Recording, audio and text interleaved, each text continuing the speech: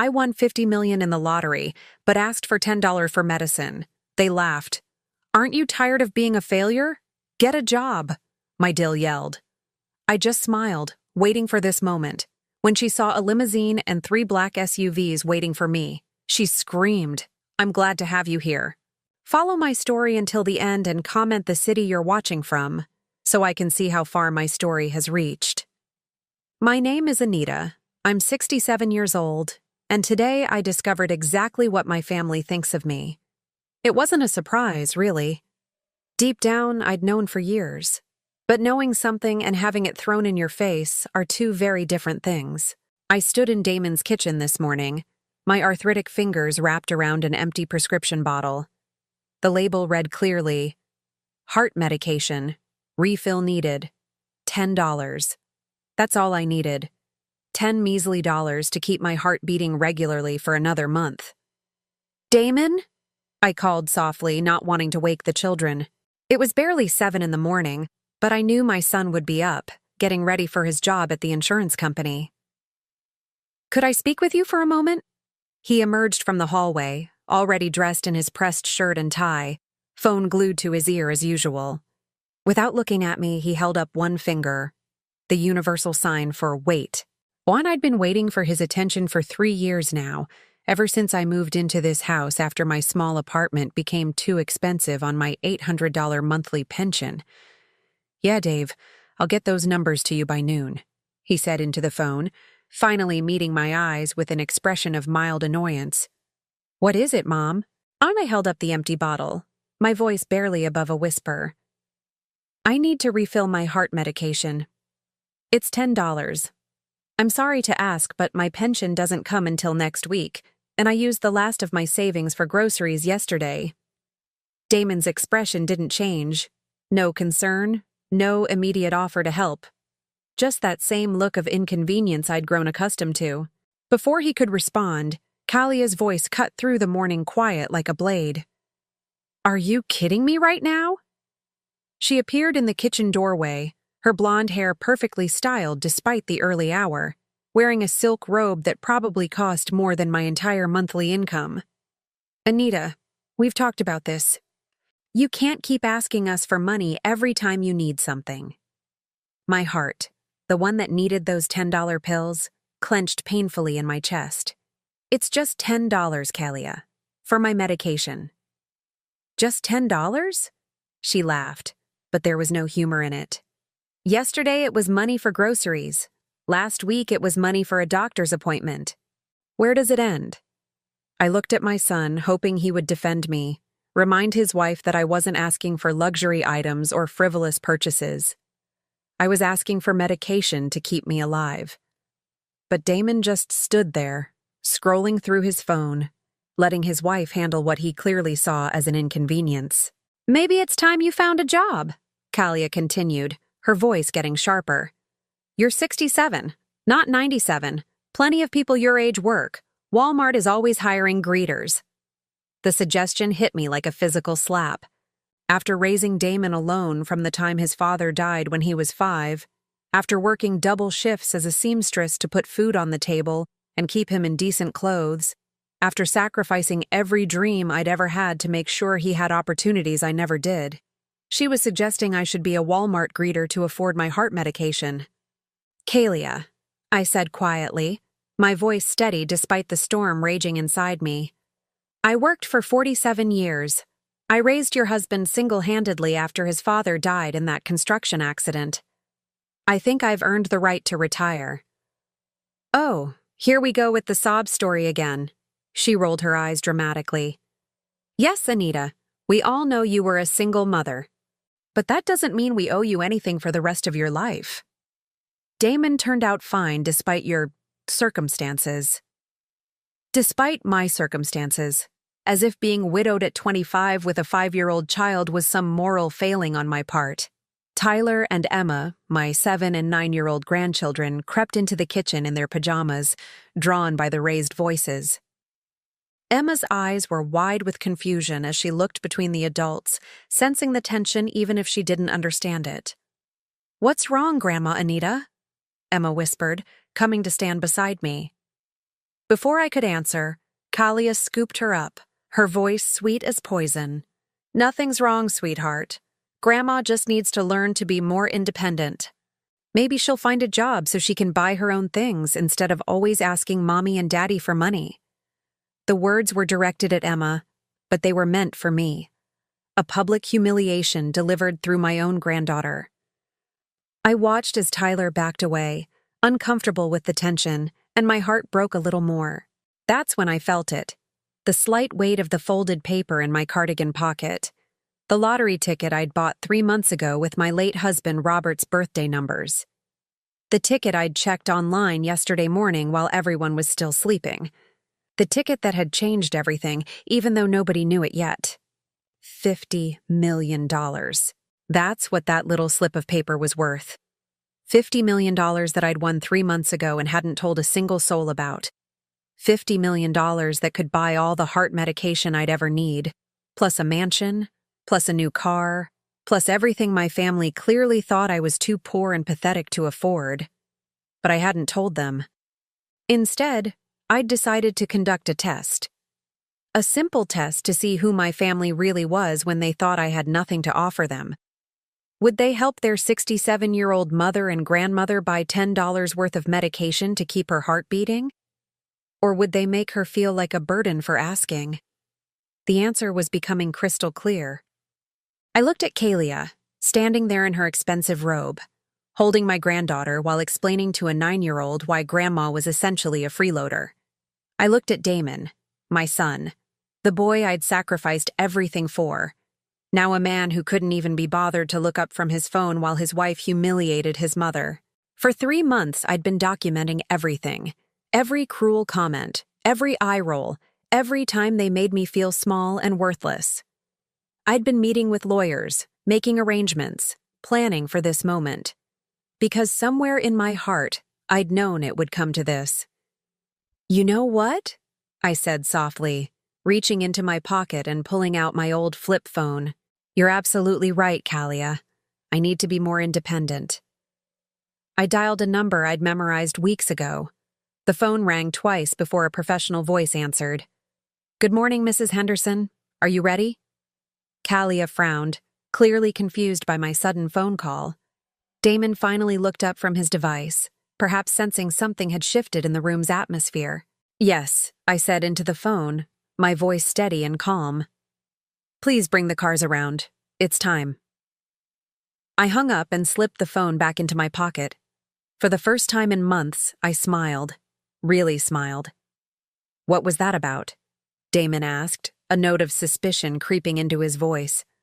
"Oh, nothing important," I replied, moving toward the living room window. "I'm just making arrangements to become more independent, like Kalia suggested." Outside, the quiet suburban street began to change. First, one black SUV appeared, sliding silently to the curb in front of the house. Then another, then a third. And finally, a pristine white limousine pulled up behind them, so long it nearly blocked the neighbor's driveway. Kalia's coffee mug slipped from her hand, shattering against the kitchen tile. What the hell is going on? I turned to face my family. My son who couldn't spare $10 for his mother's heart medication. My daughter-in-law who thought I should be grateful for the privilege of living in their spare room. My grandchildren who were learning that elderly people are burdens to be tolerated rather than treasures to be cherished. "I'll tell you what's going on," I said, my voice carrying a strength I hadn't felt in years. "For 3 months I've been testing all of you. Testing to see who you really are when you think I have nothing to offer." The sound of car doors closing echoed from outside. Professional footsteps approached the front door. "And you know what I discovered?" I continued, watching as Kalia's face drained of color. "I discovered that my own family would rather see me humiliated than spend $10 to keep me alive." The doorbell rang, deep and resonant. Through the window, I could see men in expensive suits waiting patiently on the porch. I walked toward the front door, pausing to look back at my family one last time. Damon's mouth was opening and closing like a fish out of water. Kalia had gone completely pale. The children were pressed against the window, staring in amazement at the convoy of luxury vehicles. "The test is over," I said quietly. "And you all failed." Then I opened the door to greet my new life, leaving behind the people who had proven they never truly loved me at all. 3 months earlier, I was still the same invisible woman living in my son's spare bedroom, counting every penny of my $800 pension and pretending I didn't notice the eye rolls when I asked for help with groceries. But everything changed on March 15th, Robert's birthday. He would have been 73 that day. I'd taken the bus downtown, something I did every year on his birthday, to visit the little diner where we'd had our first date 45 years ago. It was a tradition Damon didn't know about, something private between me and the memory of the only man who ever truly loved me. The diner was different now, new owners, new menu, new everything. But I ordered Robert's favorite, coffee with 2 sugars and a slice of apple pie. "You celebrating something special today, honey?" asked the waitress, a kind woman about my age with graying hair and tired eyes. "My late husband's birthday," I told her, stirring the coffee slowly. "We would have been married 48 years this December." She smiled warmly. "That's beautiful. He's watching over you, I bet." After finishing my coffee, I stopped at the corner store to buy my weekly groceries with the $40 I'd carefully budgeted from my pension. That's when I saw the lottery billboard across the street. Mega Millions jackpot, $57 million. The numbers seemed to glow in the afternoon sunlight. I don't know what possessed me to buy that ticket. I'd never been a gambling woman. Robert and I could never afford such luxuries when he was alive, and certainly not after he died. But standing there in that store, holding the $5 bill that was supposed to buy me a small container of milk, I heard Robert's voice as clearly as if he were standing beside me. "Go ahead, Nita. Take a chance." I used his birthday numbers, the same ones I'd memorized decades ago. 04121957, April 12th, 1957, the day we met at that church social when I was barely 20 years old. For 3 days, I carried that ticket in my wallet, forgetting about it completely. Then, on Monday morning, while Kalia was at her yoga class and Damon was at work, I decided to check it online using the old laptop he'd given me for staying connected. My hands shook so badly I could barely type the numbers into the website. Match, match, match. All 6 numbers matched perfectly. $57 million. After taxes, roughly $36 million. More money than I could spend in 10 lifetimes. More money than Damon would make in his entire career. More money than Kalia spent on her weekly shopping trips. I stared at that screen for nearly an hour, convinced I'd made a mistake. But the numbers didn't change. 04121957. Robert's birthday. Our anniversary. The date that changed both our lives, and now, 45 years later, had changed mine again. My first instinct was to run to Damon, to share the incredible news, to celebrate together as a family. But something stopped me. Maybe it was the memory of last week's argument about the grocery money. Maybe it was the way Kalia had sighed dramatically when I'd asked for help buying new reading glasses. Or maybe it was the growing realization that my son and his wife saw me as nothing more than an expensive burden they were stuck with. So instead of celebrating, I sat in that spare bedroom and made a decision that would change everything. I was going to test them. For 3 months, I would continue living as I had been, dependent on their grudging charity, asking for small amounts of money for necessities, watching their reactions to my requests. I would document everything. Every cruel comment, every impatient sigh, every moment they made me feel like a burden. And then, when I had enough evidence of their true character, I would decide what to do next. The first call I made was to Peterson, Phillips and Associates, the most prestigious law firm in the city. I'd seen their commercials during my sleepless nights, advertising their services for complex estate planning and wealth management. When I told them I'd recently come into a substantial inheritance and needed complete discretion, they didn't ask questions. Money, I was learning, bought silence as much as it bought anything else. Harold Peterson himself met with me that first Tuesday, in his corner office overlooking the river. He was a distinguished man in his 60s, with silver hair and the kind of expensive suit I'd only seen in magazines. "Mrs. Henderson," he said, reviewing my lottery documentation with professional calm, "this is quite a substantial windfall. Have you considered the tax implications?" "I understand there will be significant taxes," I replied, sitting straighter in the leather chair than I had in months. "But even after taxes, this amount will completely change my circumstances." "Indeed it will. Now, you mentioned wanting to keep this confidential for the time being?" "My family doesn't know," I explained carefully. "I'd like to observe their behavior toward me before making any decisions about sharing this information." Harold raised an eyebrow but nodded professionally. "That's not uncommon, actually. Sudden wealth can complicate family relationships. We can certainly maintain complete confidentiality while we establish your accounts and plan your strategy." Over the next weeks, I learned things I'd never imagined.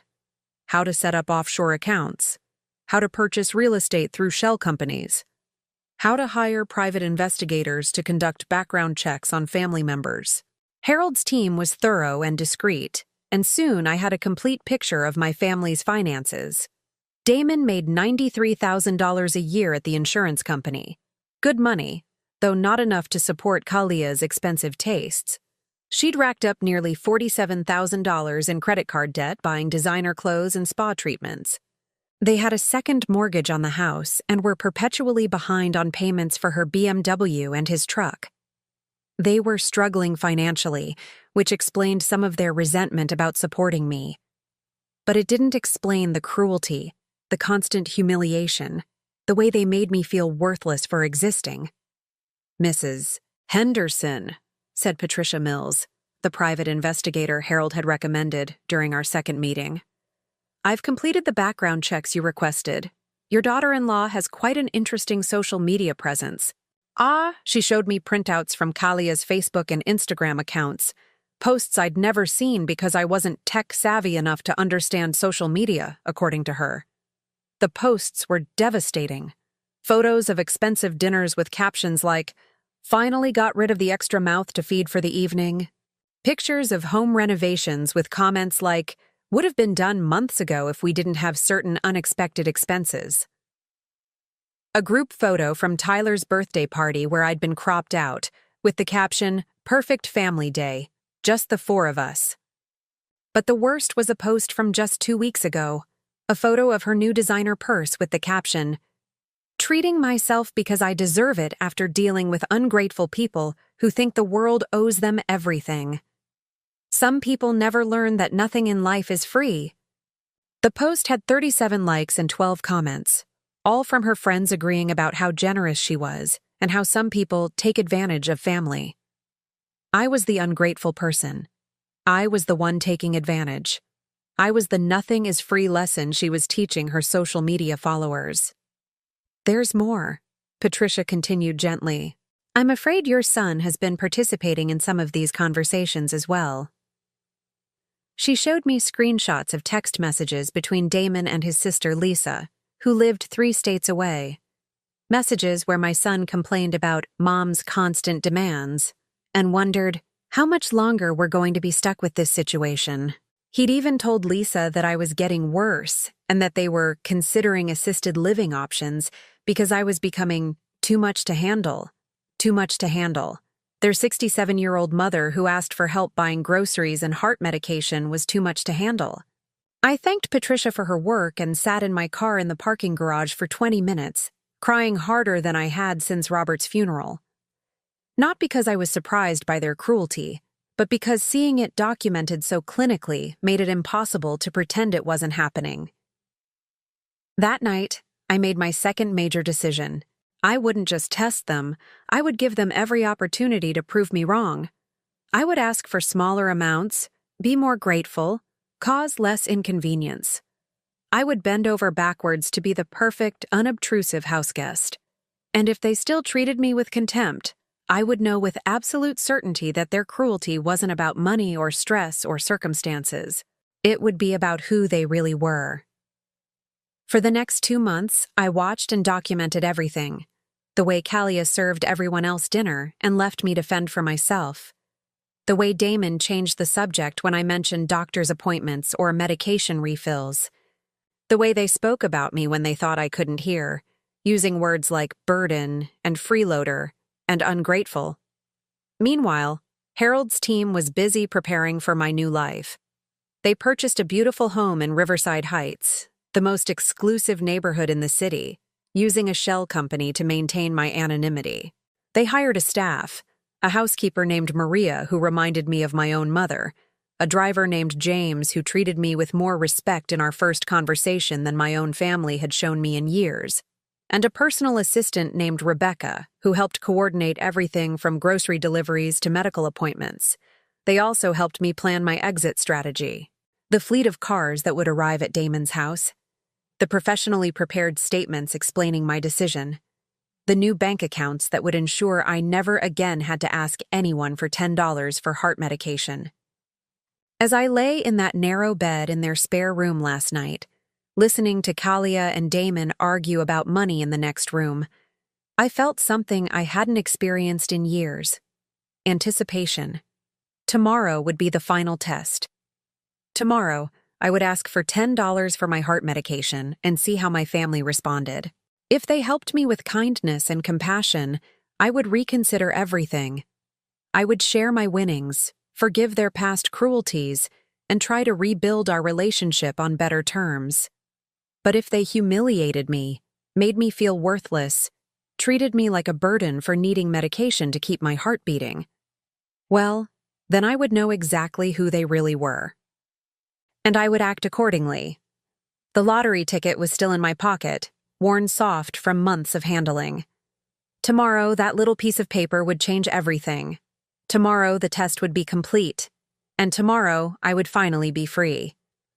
The men in suits filled my son's living room like they owned it, which, given my new circumstances, I suppose I could have bought it outright if I'd wanted to. Harold Peterson stood near the fireplace, his silver hair catching the morning light, while two associates flanked him with briefcases that probably cost more than Damon's monthly salary. James, my new driver, waited respectfully by the front door, his crisp uniform and professional demeanor making him look like he belonged in a completely different world than this modest suburban home. Kalia had retreated to the kitchen corner, clutching Emma so tightly the poor child squirmed uncomfortably. Tyler had pressed himself against the window, staring wide-eyed at the convoy of luxury vehicles that had transformed their quiet street into something out of a movie. Neighbors were beginning to emerge from their houses, phones in hand, obviously filming the spectacle unfolding in front of the Henderson residence. But it was Damon's face that held my attention. My son stood frozen in the center of his own living room, mouth slightly agape, eyes darting between the professional strangers and me as if trying to solve an impossible puzzle. The phone he'd been glued to all morning hung limply in his hand, forgotten. "Mrs. Henderson," Harold said, his voice carrying the kind of authority that comes with charging $500 an hour. "Are you ready to proceed with the arrangements we discussed?" "Yes," I replied, surprised by how steady my own voice sounded. "I believe it's time my family learned the truth." "What truth?" Damon finally found his voice, though it came out as barely more than a whisper. "Mom, what is this? Who are these people? Why are there limousines outside my house?"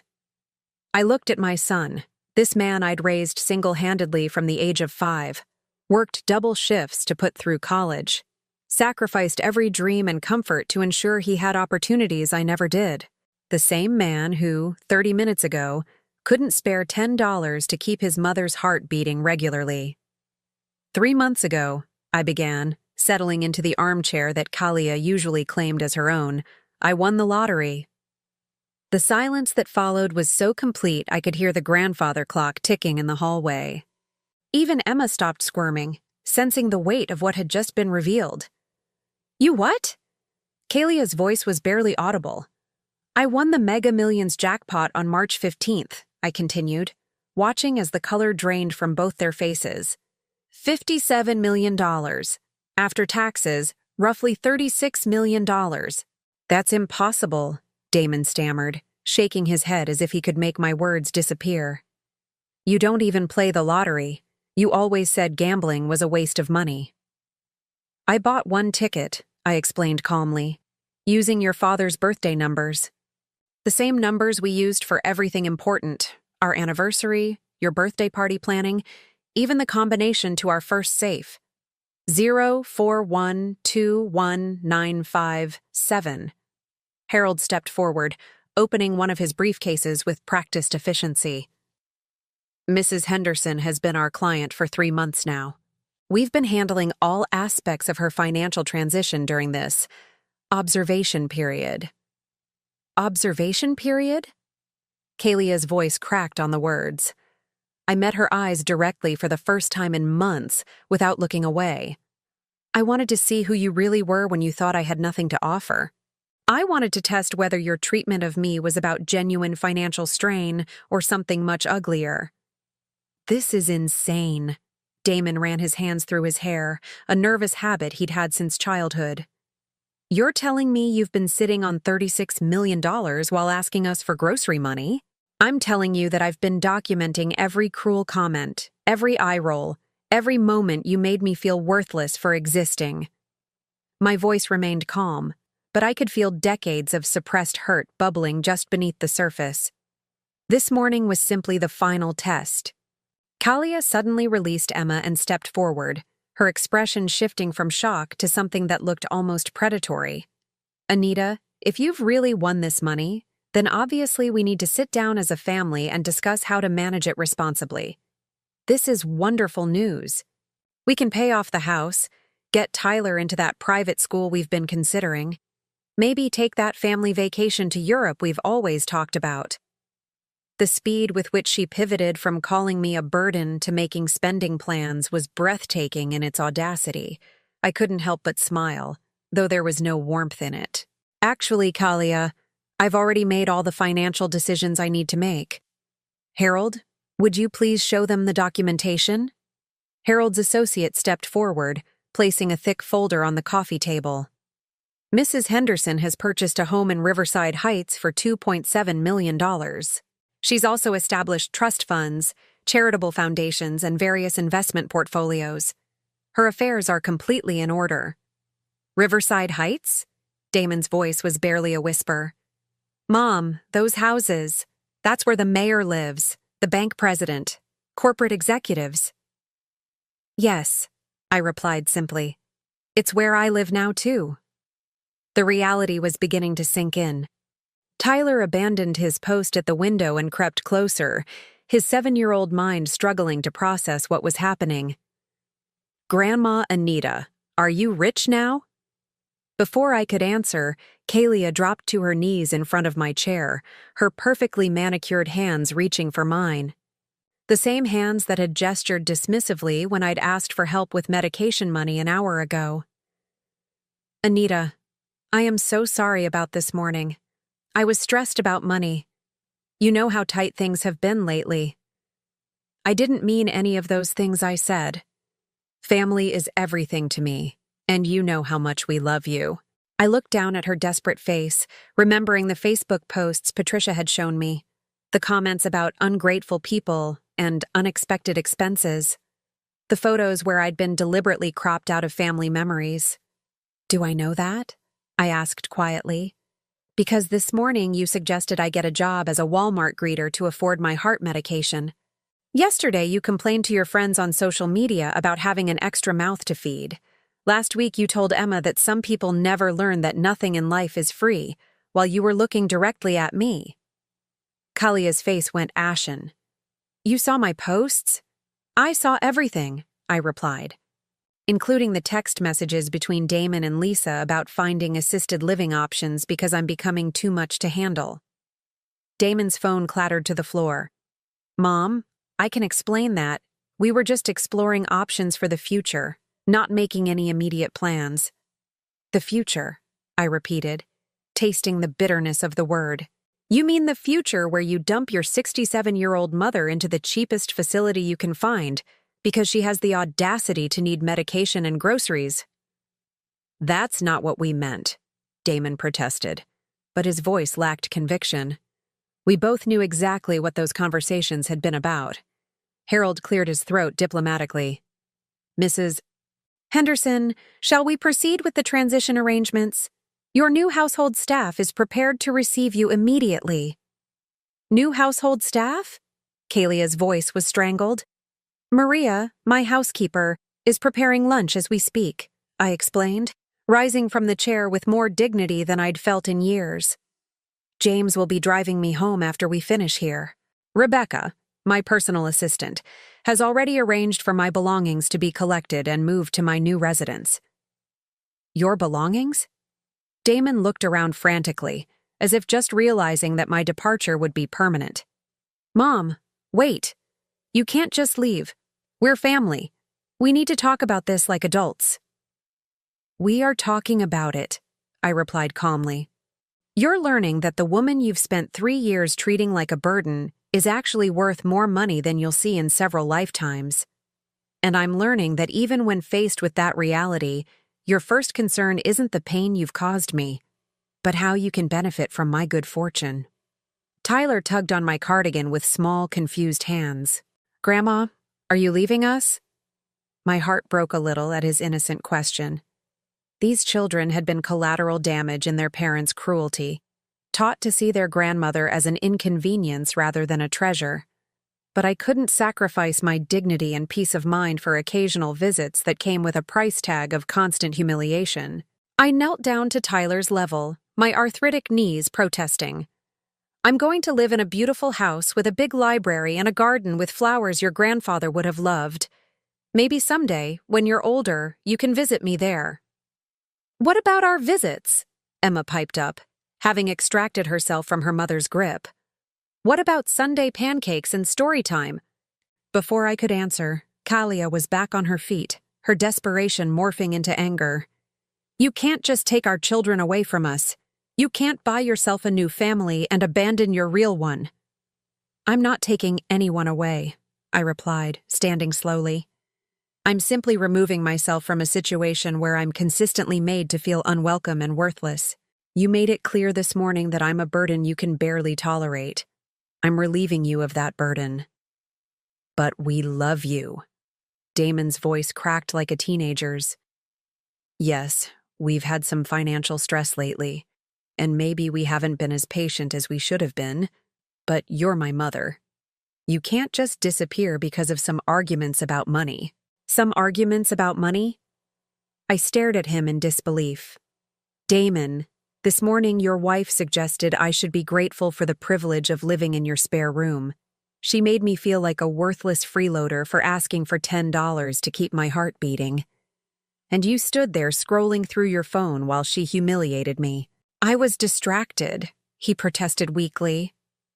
You've been distracted for 3 years, I replied. Distracted while your wife gradually erased me from family photos. Distracted while she complained about me on social media. Distracted while your children learned to see their grandmother as a burden rather than a blessing. Harold stepped forward again, his professional calm a stark contrast to the emotional chaos surrounding us. Mrs. Henderson, we should begin the transition. You have a 2 o'clock appointment with the financial advisor, and the interior designer is meeting us at 3. I nodded, then turned back to my family one final time. For 3 months, I gave you every opportunity to show me love, kindness, and basic human decency.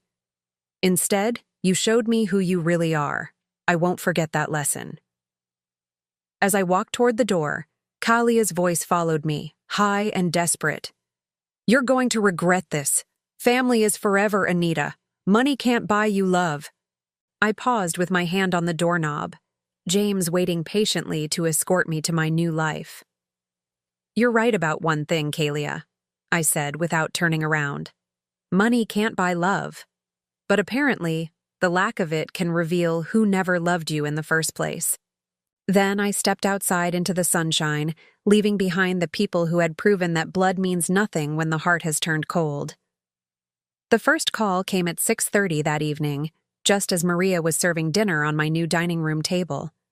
The mahogany surface gleamed under the crystal chandelier, and fresh orchids from my garden sat in a Waterford vase that cost more than my old monthly pension. I glanced at the caller ID on my new phone, Damon, and let it ring until voicemail picked up. My new house was everything I'd dreamed of during those long nights lying in that narrow bed in their spare room. Riverside Heights sat on a hill overlooking the city, where the air smelled like roses instead of disappointment. The master bedroom had a walk-in closet bigger than the entire room I'd been assigned at Damon's house, and the library had floor-to-ceiling windows that let in streams of golden afternoon light. "Mrs. Henderson," Maria said softly, placing a perfectly prepared salmon dinner in front of me. "Should I answer the house phone if it rings? It's been going off every few minutes." "Let them all go to voicemail, please," I replied, cutting into the fish with genuine appetite for the first time in months. "I'm not ready for conversations yet." Maria nodded respectfully. She was perhaps 50 years old, with kind eyes and gentle hands that reminded me of my own mother. When Harold's team had interviewed household staff, I'd insisted on people who understood what it meant to be dismissed and overlooked. Maria had spent 10 years caring for an elderly woman whose family visited twice a year and complained constantly about the expense. She understood my situation perfectly. The house phone rang again as I was finishing dinner. Through the dining room windows, I could see the lights of the city twinkling below like fallen stars.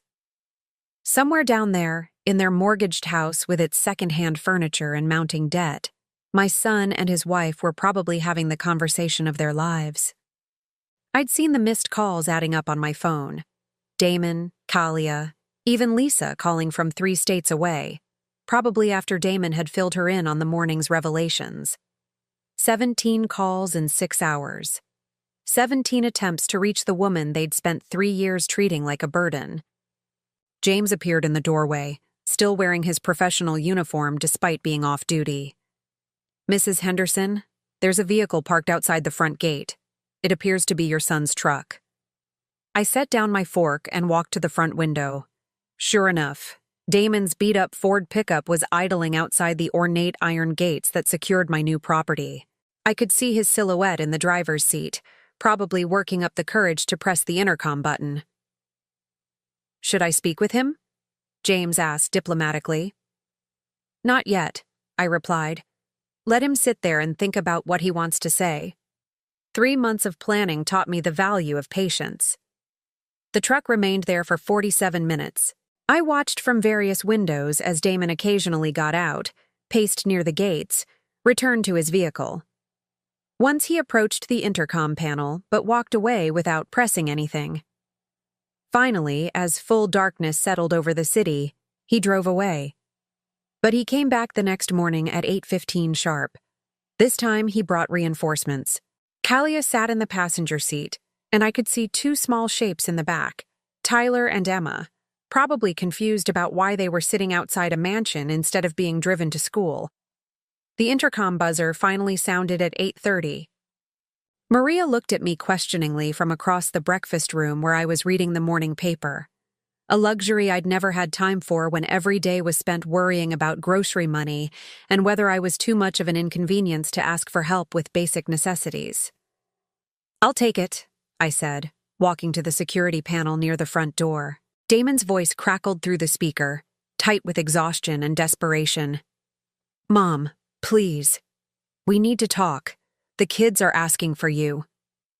I looked through the monitor at my grandchildren's faces pressed against the truck's rear windows. Tyler was holding a drawing he'd probably made for me.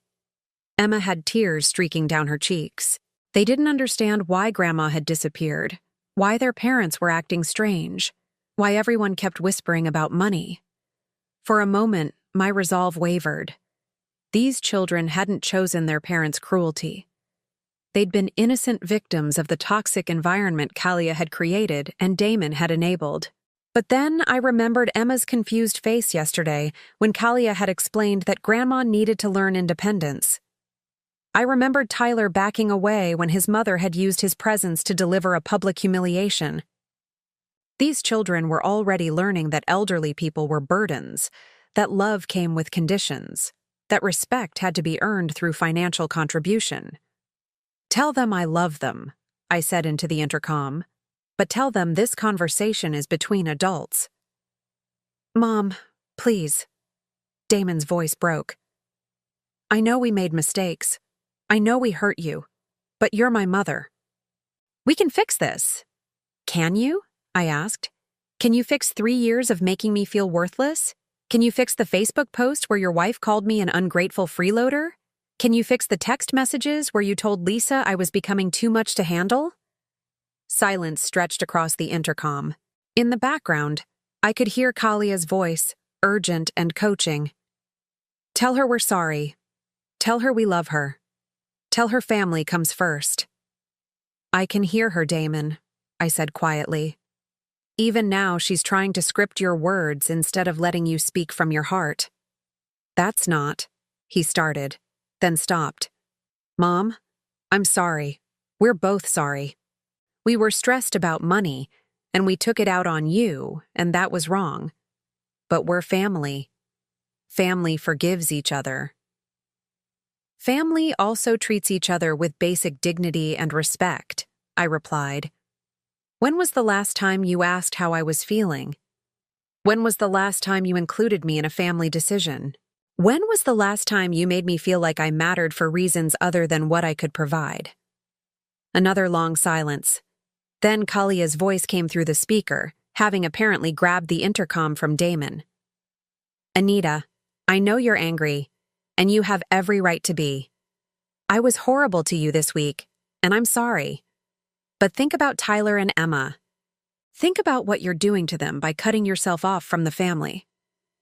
The manipulation was breathtaking in its audacity. After years of teaching those children to see me as a burden, she was now using them as emotional leverage to guilt me into returning to my role as their family ATM.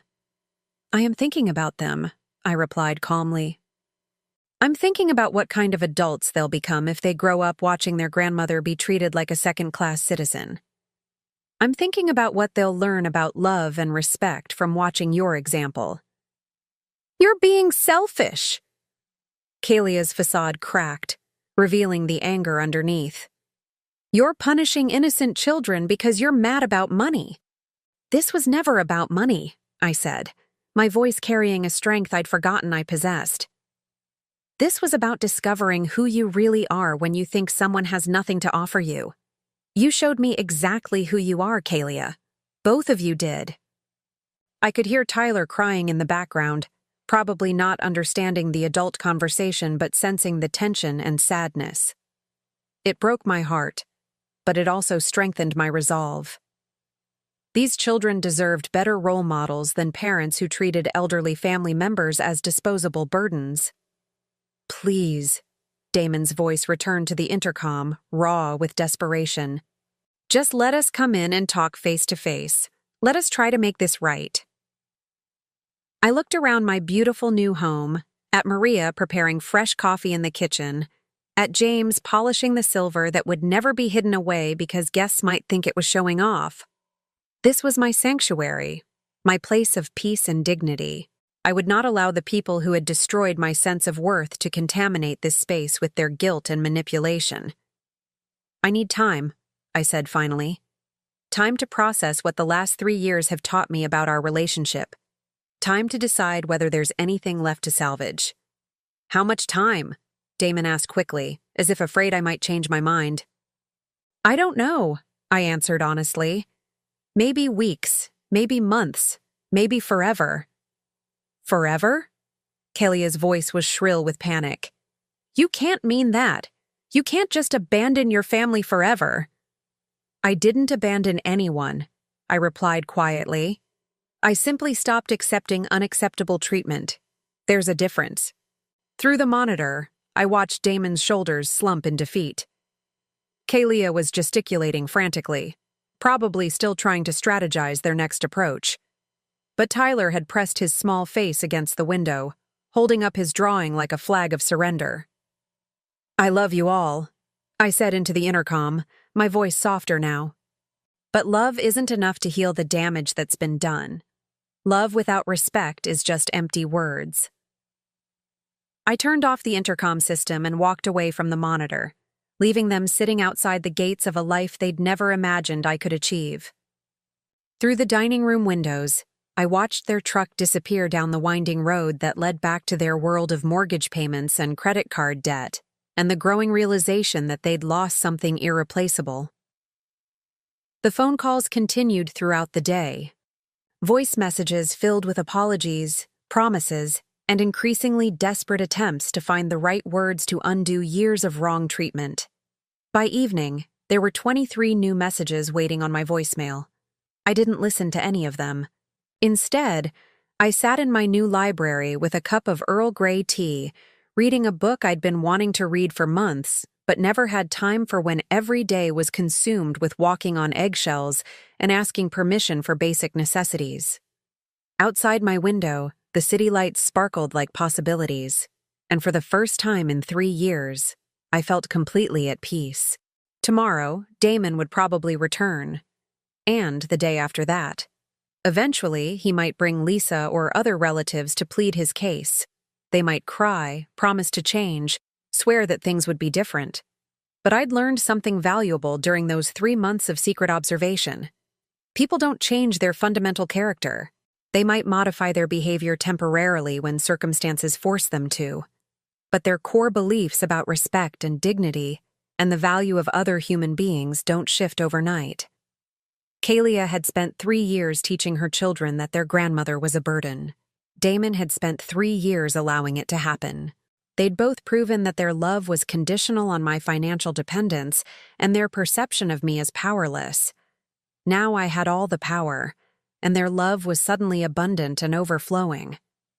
The irony was as clear as the Waterford crystal catching moonlight on my dining room table. But it was too late for ironies to heal the wounds they'd carved into my heart. Some damage once done couldn't be undone by simply saying the right words or promising to do better. As I climbed the curved staircase to my master bedroom, I felt something I hadn't experienced in years. Hope for tomorrow. Not hope for reconciliation with people who'd proven their character, but hope for a future where I could live with dignity, surrounded by people who valued me for who I was, rather than what I could provide. It was a different kind of family I was building now, a chosen family of respect and genuine care. And it was exactly what I deserved. 2 weeks after I'd settled into my new life, the harassment escalated beyond simple phone calls and gate visits.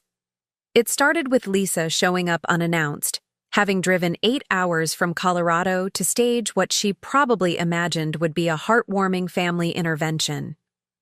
Rebecca, my personal assistant, buzzed the intercom at 2:30 on a Tuesday afternoon to inform me that a woman claiming to be my daughter was at the gate, demanding to speak with me about family obligations. I watched through the security monitor as Lisa paced outside my gates, her face flushed with righteous indignation. She'd always been the family peacemaker, the one who smoothed over conflicts and reminded everyone that family comes first. But she'd also been conveniently absent during the 3 years I'd lived as an unwelcome guest in her brother's home, too busy with her own life in Denver to notice how I was being treated. "Mrs. Henderson," Rebecca said diplomatically, "shall I inform her you're not receiving visitors today?" I considered it. The smart thing would be to maintain my boundaries, to refuse to engage with family members who only seemed concerned about our relationship now that they knew about my financial windfall. But part of me was curious to hear what Lisa would say, whether she would acknowledge the years of neglect or simply focus on moving forward as if nothing had happened. "Let her in," I decided. "But stay close by, please. I have a feeling this conversation won't go well." Lisa burst through my front door like a woman on a mission, her eyes wide as she took in the marble foyer, the crystal chandelier, the oil paintings that had cost more than most people's annual salaries. She'd always been the more subtle of my children, but I could see her mentally calculating the value of everything she saw. "Mom," she said, her voice a mixture of awe and accusation. "What have you done?" "I've created a life where I'm treated with dignity and respect," I replied calmly, gesturing for her to follow me into the living room, something that was apparently impossible in my previous situation. Lisa settled onto the Italian leather sofa, her fingers running over the buttery surface as if she'd never touched quality furniture before. Damon told me what happened. He said you won the lottery and just disappeared, without telling anyone, without sharing the good news with your family. I shared plenty with your brother's family, I said, taking my place in the wingback chair that had become my favorite spot for morning coffee. I shared 3 years of my life, living in their spare room while they made me feel like a burden for existing. I shared my pension money helping with groceries while they complained about having an extra mouth to feed. I shared my dignity while they discussed putting me in assisted living because I was becoming too much to handle. Lisa's face flushed red. Damon said there were misunderstandings, communication problems. He said you took some things the wrong way. Did I take the Facebook posts the wrong way? I asked, my voice remaining steady despite the anger building in my chest. The ones where Kalia called me an ungrateful person who thinks the world owes her everything? Did I misunderstand the text messages where your brother told you I was becoming a burden and you needed to help him find a facility to dump me in? Lisa's mouth opened and closed like a fish gasping for air. You saw those messages? I saw everything, I replied. For 3 months, I documented every cruel comment, every dismissive gesture, every moment they made me feel worthless. I hired investigators to show me exactly how your brother and his wife really felt about having me in their home. You hired investigators? Lisa's voice rose an octave. To spy on your own family? To gather evidence of how I was being treated, I corrected. Evidence that proved what I already knew, that I was nothing more than an expensive inconvenience they were stuck with until I had the good grace to die and stop being their problem. Lisa leaned forward, her expression shifting to the pleading tone she'd perfected as a child when she wanted something. Mom, even if things were bad, and I'm not saying they were good, but even if Damon and Kalia made mistakes, we're still family. You don't just abandon family because of some arguments. Some arguments? I stared at her in disbelief. Lisa, your brother's wife made me feel like a worthless freeloader for needing heart medication. She cropped me out of family photos. She served everyone else dinner and left me to fend for myself. She taught your nephew and niece to see their grandmother as a burden who takes advantage of other people's generosity. But you do have the money now, Lisa said, her voice taking on a desperate edge. You could help them. You could help all of us. Damon's drowning in debt. Kalia's credit cards are maxed out, and they're about to lose the house. And I've got medical bills from Sarah's surgery last year that are killing us financially. There it was, the real reason for her 8-hour drive and her sudden concern for family unity. Lisa wasn't here to heal relationships or address past wrongs. She was here because everyone needed money, and I was now the family lottery winner who could solve all their financial problems. So you think I should reward 3 years of emotional abuse by paying everyone's bills? I asked quietly. I think you should remember that we're family, Lisa shot back, her peacemaker facade finally cracking. I think you should remember that Damon raised you when Dad died. I think you should remember that we all struggled after Mom passed, but we stuck together because that's what families do. Damon didn't raise me, I said, my voice growing cold. I raised him. I worked double shifts to keep food on the table and clothes on his back. I sacrificed college, career opportunities, relationships, everything to make sure he had a chance at a better life. And this is how he repays that sacrifice, by treating me like a burden he can't wait to get rid of. Lisa's desperation was becoming more obvious by the minute. Mom, please, just think about what you're doing. You're tearing this family apart over money. Is that really what you want your legacy to be? The woman who chose wealth over family? I'm not choosing wealth over family, I replied firmly. I'm choosing dignity over abuse. There's a difference, though I understand why you might struggle to see it. Before Lisa could respond, Rebecca appeared in the doorway. Mrs. Henderson, I'm sorry to interrupt, but there are several more vehicles outside the gate. It appears your son has returned with additional family members. I walked to the front window and looked out at what could only be described as a family convoy. Damon's truck was there, along with Kalia's BMW, Lisa's rental car, and 2 vehicles I didn't recognize. Through the security monitor, I could see at least 8 people gathered outside my gates, including Tyler and Emma, who looked confused and tired. "They brought everyone," Lisa said, joining me at the window. "Uncle Jerry and Aunt Pat drove down from Portland. Cousin Michael came up from Sacramento. We all want to help mediate this situation." "Mediate?" I turned to stare at Lisa. "You brought the entire extended family to gang up on me? To pressure me into foregiling years of mistreatment and opening my wallet to solve everyone's financial problems?" "We brought people who love you," Lisa insisted, though her voice lacked conviction. "People who want to help rebuild our family relationships." The intercom buzzed, and Damon's voice filled the room, amplified by what sounded like a microphone or bullhorn. "Mom, we're not leaving until you talk to us. The kids are asking for their grandmother. Uncle Jerry drove 7 hours to see you. This has gone on long enough." I looked at Rebecca, who was watching the scene with the professional detachment of someone who'd probably witnessed similar family dramas in her previous employment. "Mrs. Henderson, would you like me to call security? Or the police?" The thought of having my own family arrested was both tempting and heartbreaking. But I realized this moment was exactly what I needed. A chance to speak my truth clearly and definitively, in front of witnesses who could carry the message to anyone who still didn't understand my decision. "Open the gates," I said quietly. "Let them come in. It's time to finish this." Rebecca nodded and pressed the button that swung open the ornate iron gates. Within minutes, my living room was filled with relatives I hadn't seen in years, all of them staring around my home with expressions ranging from awe to resentment to barely concealed greed. Uncle Jerry, my late husband's brother, stepped forward as the apparent family spokesman. He was a man who'd always enjoyed being the center of attention, and he clearly relished his role as mediator in what he probably saw as a dramatic family crisis. "Anita," he said in his booming voice, "we're all here because we love you, and we're concerned about what's happening to our family. Now, I understand there have been some hurt feelings and misunderstandings, but family is family. We work things out together." "Misunderstandings?"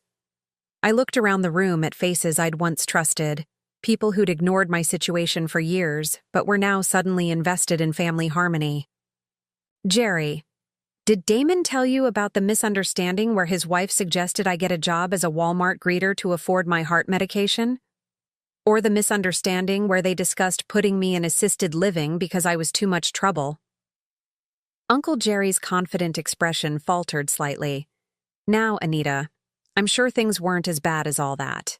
"They were worse," I cut him off, my voice carrying a strength that surprised even me. "For 3 years, I lived in that house feeling like an unwelcome guest who was tolerated out of obligation. I was excluded from family decisions, cropped out of photos, and made to feel grateful for basic necessities like food and shelter." Cousin Michael stepped forward, his businessman smile firmly in place. "Aunt Anita, we all know families have conflicts, but you've been blessed with this incredible good fortune, and now you have the opportunity to heal relationships and help people you love." "Help them how?" I asked pointedly. "By rewarding their cruelty with financial assistance? By teaching them that emotional abuse is acceptable as long as the victim eventually pays everyone's bills?" Kalia, who'd been uncharacteristically quiet since entering my home, suddenly burst into tears. "Anita, I know I made mistakes.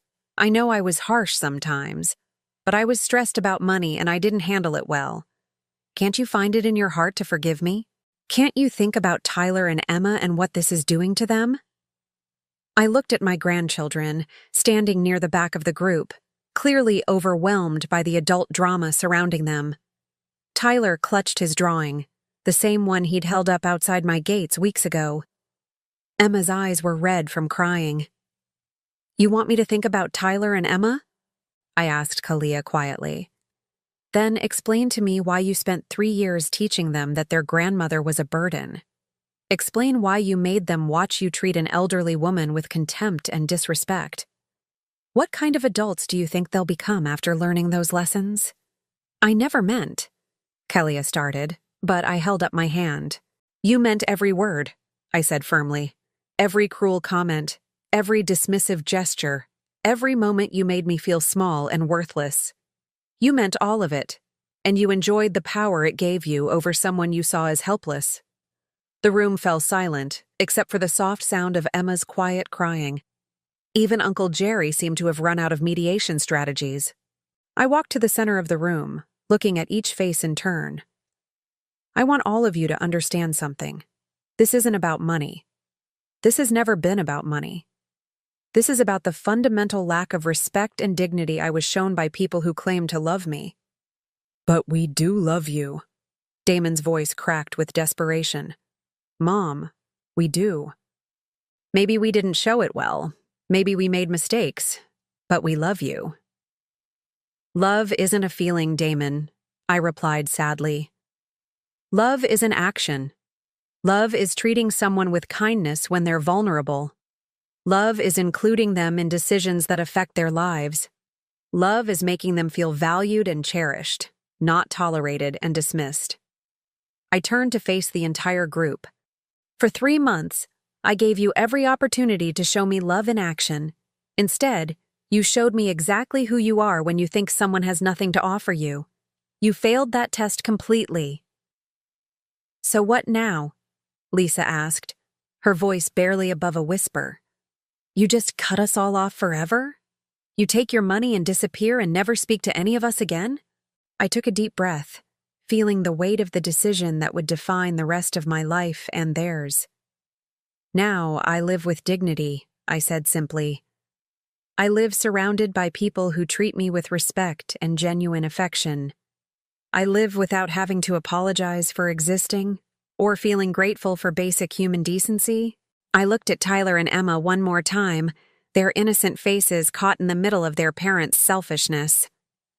And hopefully, I added softly, I live with the knowledge that someday, when you've learned to value people for who they are rather than what they can provide, there might be room for genuine relationships built on mutual respect. The silence that followed was complete. Finally, Uncle Jerry cleared his throat. Well, he said awkwardly, I guess that's your final decision then. Yes, I replied. It is. One by one, they filed out of my beautiful home, back to their world of financial stress and the growing realization that their lottery ticket to financial freedom had just walked away forever. I was finally, completely free. 6 months have passed since that final confrontation in my living room, and I wake up each morning in a bed that belongs entirely to me, in a house where every room holds peace instead of tension. The master bedroom windows face east, catching the first light of dawn as it spills across the city below. I no longer wake up to the sound of Kalia's sharp voice complaining about bills or Damon's indifferent silence. Instead, I wake to Maria humming softly in the kitchen and the gentle sound of James washing the car in the circular driveway. My new life has a rhythm that feels both luxurious and natural.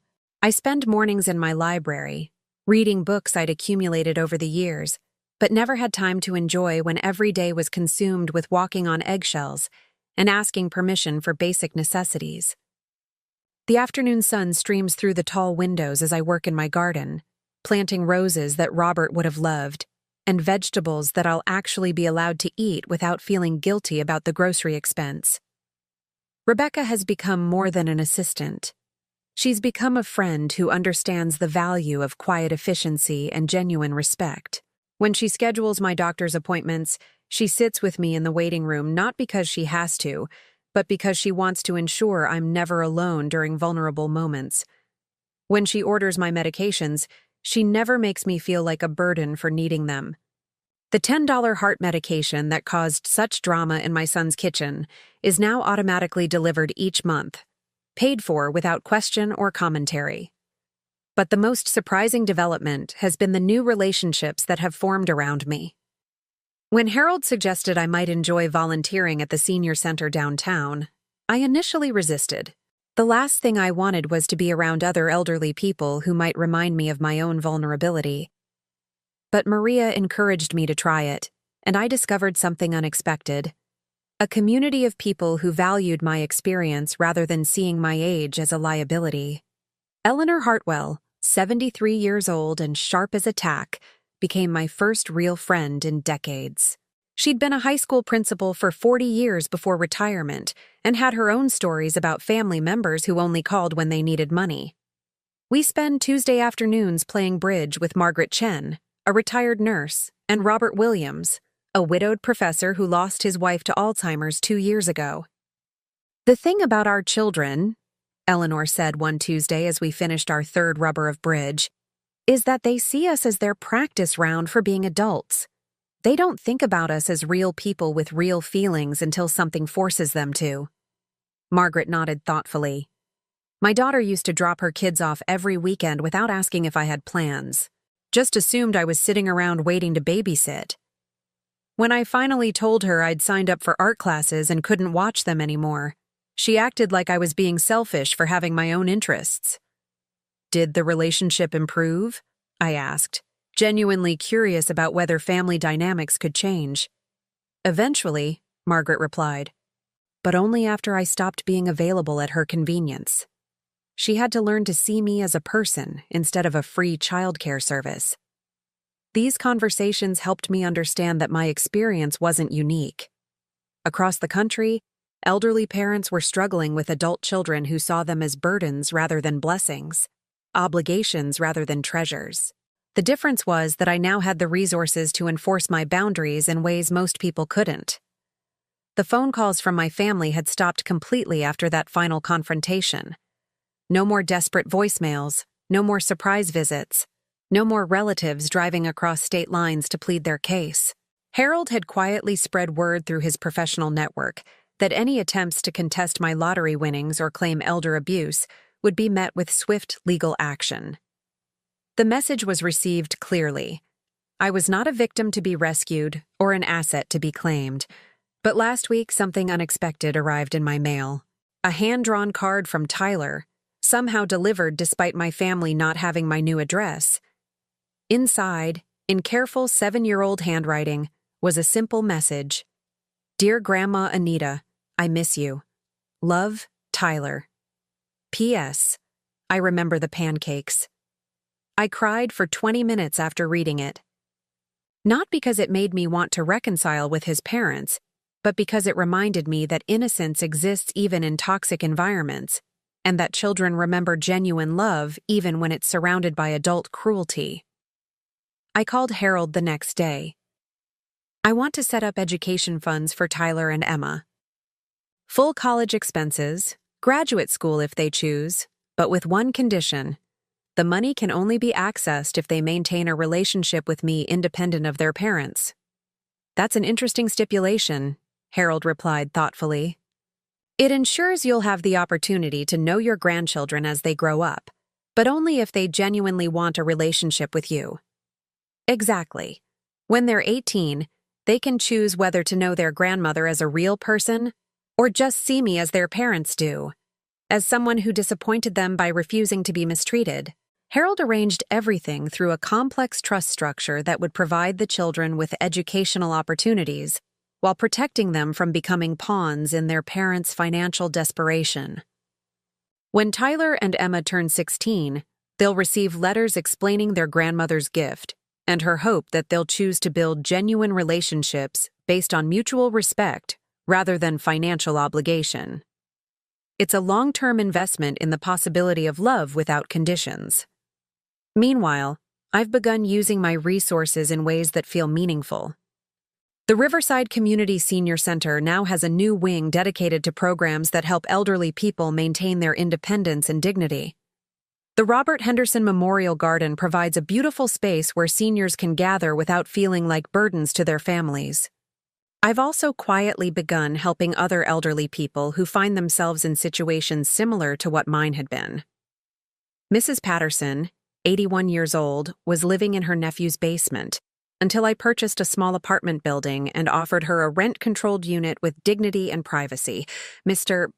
Rodriguez, 74, had been sleeping on his daughter's couch until I connected him with affordable housing and home health services that allowed him to maintain his independence. These aren't grand gestures. They're simply investments in the radical idea that elderly people deserve respect and autonomy rather than grudging charity from relatives who see them as inconveniences. Last month, I received an unexpected visitor. Rebecca announced that a young woman named Sarah was at the gate, claiming to be Lisa's daughter and my granddaughter.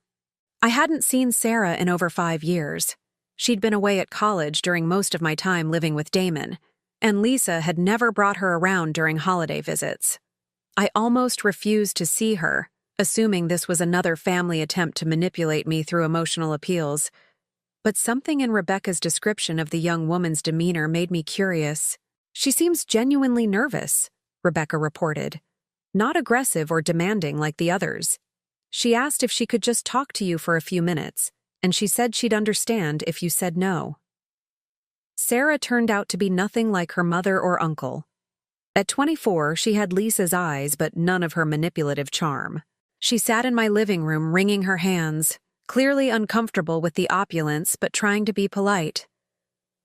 "Grandma Anita," she began hesitantly, "I want to apologize for my family.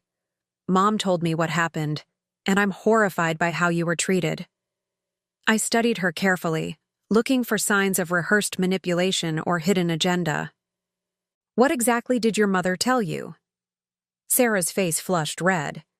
"She said you won the lottery and got greedy, that you abandoned the family over money. But I knew that couldn't be the whole story, so I called some people and found out the truth about how Uncle Damon and Aunt Callia treated you." "And what do you think about that truth?" I asked quietly. Tears welled up in Sarah's eyes. "I think they're horrible people who took advantage of your kindness and then acted surprised when you finally stood up for yourself. I think Mom is just as bad for trying to guilt you into fixing everyone's financial problems instead of addressing the real issue." Her honesty was refreshing and unexpected. "What brings you here, Sarah? What do you want from me?" "Nothing," she said quickly, then paused. "Well, that's not true. I want a relationship with my grandmother, but only if you want one too. I want to know you as a person, not as a source of family drama or financial assistance." She pulled out her phone and showed me photos from her job as a kindergarten teacher. I wanted to share this with someone in my family who might actually care. I got Teacher of the Year at my school, and when I told Mom, she just said, "That's nice," and then started talking about her credit card bills. We spent 3 hours together that afternoon, talking about her work, her struggles paying off student loans, her boyfriend who was studying to be a nurse. She asked about my life, my interests, my feelings about everything that had happened. She listened when I told her about Robert, about the loneliness of living in Damon's house, about the joy of finally having my own space again. When she left, she hugged me tightly and said, "I'd like to visit again next week if that's okay. Not because I want anything from you, but because I've missed having a grandmother." That night, I sat in my garden as the sun set over the city, feeling something I hadn't experienced in years. Hope for genuine family connection. Not with people who needed my money or felt guilty about their treatment of me, but with someone who valued me simply for who I was. Sarah has visited every week since then. She brings her students' artwork to show me, helps me plant flowers, listens to stories about her grandfather Robert. Last week, she brought her boyfriend to meet me, not because she felt obligated to include me in her life, but because she wanted to share something important with someone she cared about. This morning, as I sit in my library with a cup of Earl Grey and a book of poetry Robert gave me 40 years ago, I realize something profound. I didn't lose a family when I walked away from that toxic situation. I gained the opportunity to discover what real family actually looks like. Real family doesn't make you apologize for existing. Real family doesn't treat your needs as inconveniences. Real family doesn't crop you out of photos or discuss your disposal when you become elderly. Real family chooses you every day, just as you choose them. I have that now with Maria, who brings me soup when I'm not feeling well. With Rebecca, who remembers that I prefer daffodils to roses. With Eleanor and the Bridge Club, who include me in their plans because they enjoy my company. With Sarah, who sees me as a person worth knowing rather than a problem to be managed. And every morning when I wake up in this beautiful house, in this life I've built from the ashes of their rejection, I feel something I never thought I'd experience again. Gratitude for growing older. Not because age brings wisdom or patience or any of those comforting platitudes people offer, but because age, combined with resources and self-respect, brings the power to say no to unacceptable treatment and yes to genuine love. I won $57 million in the lottery. But the real prize wasn't the money. The real prize was learning that I deserved better than I'd been accepting and finally having the strength to claim it. The test is over. I passed. And my real life has finally begun. Now I'm curious about you who listen to my story. What would you do if you were in my place? Have you ever been through something similar? Comment below. And meanwhile, I'm leaving on the final screen 2 other stories that are channel favorites, and they will definitely surprise you. Thank you for watching until here. For watching until here. For watching until here. For watching until here. For watching until here. For watching until here.